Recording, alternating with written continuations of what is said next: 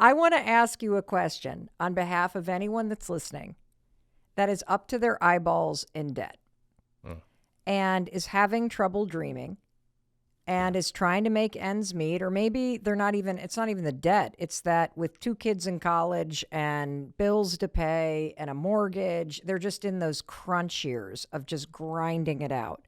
Yeah. What is the concept of a rich life? And can you walk us through, regardless of where we are financially, how we start to define it for ourselves? Because we've covered the money dials, but I want to just get a flat definition from you of what a rich life is and what are the steps you walk somebody through, regardless of where they are, to creating one. A rich life is when you look at your life and you go, wow, this feels amazing. Now, you can have a rich life and still be in debt. That's okay. You can have a rich life and not be exactly where you want to be ultimately. But a rich life can be traveling 2 months a year. It can be buying a beautiful cashmere coat. A rich life can be picking up your kids from school every afternoon. The key is that your rich life is yours. It's not mine. It's not your friends, not your parents. It's yours. And in fact, the more you carefully define your rich life and really turn those dials up and down, the more bewildering your rich life will be to other people. I'll give you an example from my own life. My rich life is really weird to other people, and that's exactly what it should be. I love spending extravagantly on travel.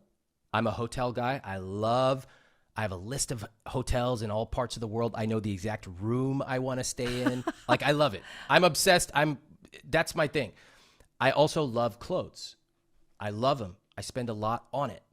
And so those things are things I spend extravagantly on. On the other hand, my car is not that important to me. And to give you a point of comparison, I've spent more in 1 year on travel than I spent in 20 years on all of my car expenses added together. Wow.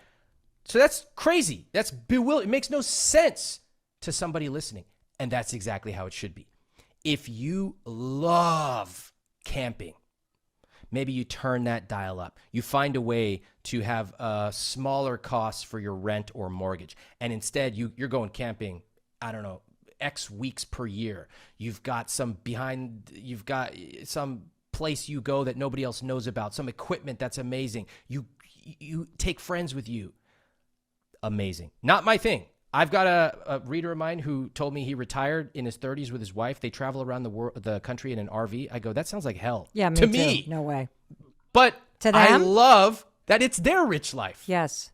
So are there particular questions other than the money dial that you would want us to ask ourselves or answer in order to start to really define it? Because I agree with you. Most people, when you ask them for real, what do you want?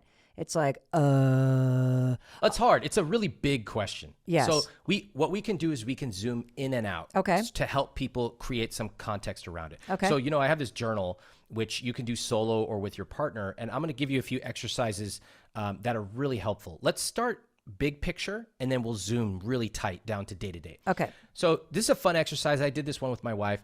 We sat down and we said, let's create a 10-year bucket list. So in the next 10 years, what do we want to do that would make this an amazing and rich 10 years? Whoa. Okay. So we took 2 separate pieces of paper. We spent a few minutes. We wrote it down. And then we came back and compared it. And this is a really cool opportunity to recalibrate the way you talk about money, because it's dreamy. It's fun. You don't have to commit to anything. So you want to get curious. One of us is like, oh, I want to learn Spanish. And the other one goes, oh, cool. You want to do that online? Or like, would you want to go to Mexico City and do an immersion? The other one, for one of my things was I want to write a book at a hotel. Makes perfect sense. I don't necessarily love writing, but if I'm going to write a book, I'm going to write it in an amazing luxury hotel that I love. Which one? Okay, cool. Oh, so there was one in Kyoto that I love. And in fact, recently went there on a writing project. I achieved one of my 10-year things. Yeah. And the funniest part, my wife was going to Japan anyway with some friends. She goes, hey, why don't you go and work on your writing project I know you love that hotel and you've got the time. Why don't you? And I was like, oh yeah, it didn't even occur to me. So sometimes you need somebody to remind you about your rich Now, life. if you're single or you're Yeah. newly divorced or you've just graduated from college, do you recommend that you grab a friend or a sibling or somebody, or is this something best No, you can done? do it solo. You can do it solo. Okay. Yeah, you could totally do it solo. So you come up with a list of things, and it's things that are exciting, that you would look back on and be like, wow, that was a really cool 10 years. I remember that's memorable. Okay. Then, so the two of you have, if you're in a partnership, you've asked each other, if you're solo, you're looking at them, and you're picking one that really jumps out at you. Don't overthink it. It's the one that you go, I want to do that above all others. In the next 10 years, Yep. I got to go to Australia for a month. In the next 10 Perfect. years, Yeah. I'm not saying that's mine, but I'm just saying, like, what Yeah. are some of the things you've seen from the millions of people that you've helped? We want to take a family trip to Italy. Super common. Everybody wants to go to Italy. Like it's like, and I love hearing it because I then get to help them dimensionalize it. Like Italy alone is just a word. I want to know, what seat on the airplane are you flying? What season are you going? What are you wearing? Where are you eating? I want to know every detail to the point where we can almost smell it, because then it becomes vivid and aspirational. Okay. Okay. So that's what we're doing in this first process. It's actually really fun. Oh my God, we get to go on a pizza tour, whatever. Then you pick that one, and solo or together, you go, all right, let's actually make it happen. When do I want to do this? In our case, we decided we want to have an amazing 10-year wedding anniversary. We were inspired by some friends of ours who did it, and we were like, what? People actually do that? And then we're like, well, who cares if people do it? We want to do it. And so we said, that's it. We happen to know the exact date we want to do it and the location. If you want to go to Italy or wherever, you got to pick a specific month and year. It's got to now start getting specific. And then you got 2 more steps, and then you're good to go. The Hold next on. step is Let me just clarify something. Yeah. What Ramit is teaching you to do is to dream again and to attach very positive and aligned emotion with what a rich life would feel like. And I think so many of you are going to have trouble even getting past this part and giving yourself permission to do it because of the amount of mistakes that you made. And, I'll just say, Ramit, when Chris's restaurant business was really struggling and we had liens on the house and couldn't pay for groceries at times, and I had lost my job, dreaming seemed impossible, but it was actually a lifeline because it made me feel like this was going to be temporary, that we would figure out a way through this. And so I just want to underscore that that if you're like got crushing student debt right now, if you've gone through a divorce and you're in financial ruin, this is actually exactly what you need to do. Because if you continue to stare at the debt, you're going to feel disempowered, which means your actions will be disempowered.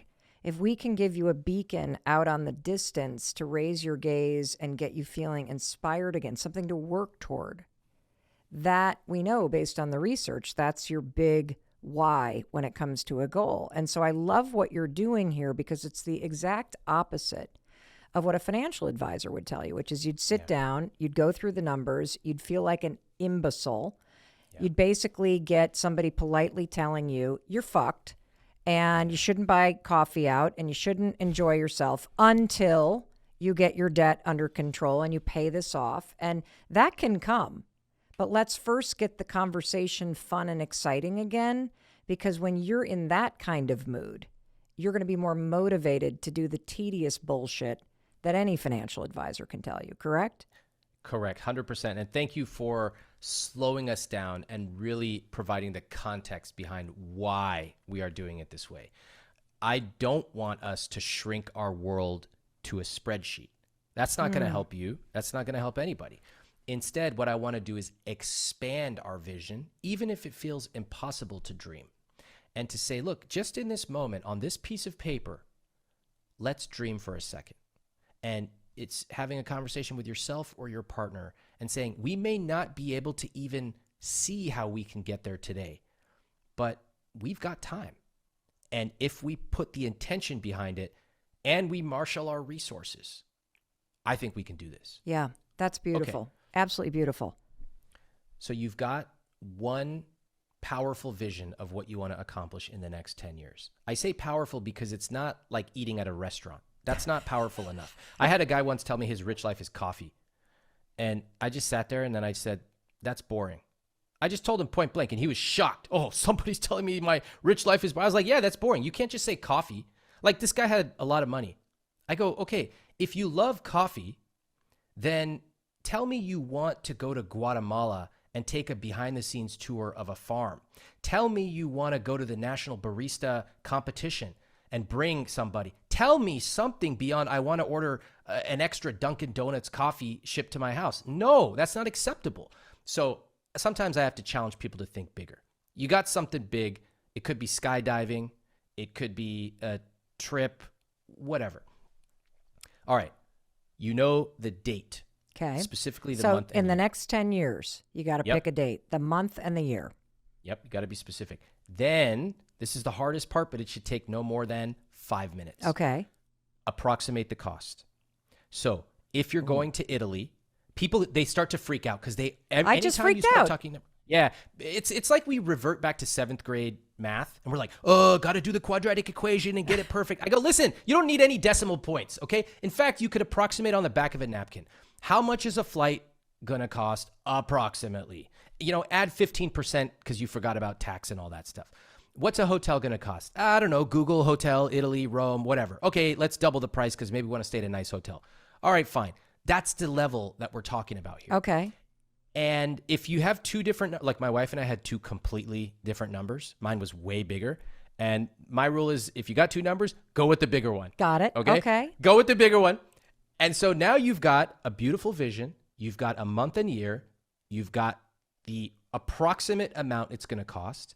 The last step is to make it a reality. How do you do that?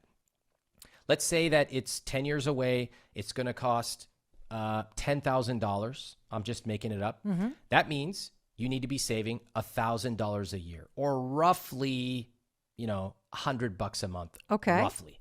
Okay, we could do that. Suddenly you start to understand a little concept of like time and money, and you set up an automatic savings from your checking account to your savings account for $100 a month, and you call it Dream Trip 2030.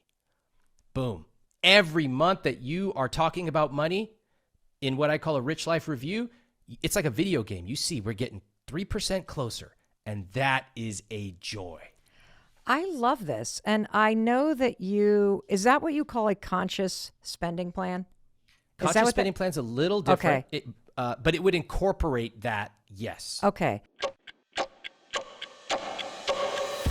I am just on pins and needles. I have somebody on the show that I have admired from afar for a very long time. Who am I talking about? I'm talking about none other than Ramit Sethi. He has a simple step-by-step process that he's going to walk us through at zero cost today for how you can change the way you think about money and the 4 simple things that you need to pay attention to in order to make it a reality. I've got sweaty palms. I'm so excited to talk to this guy. So let's just jump into it.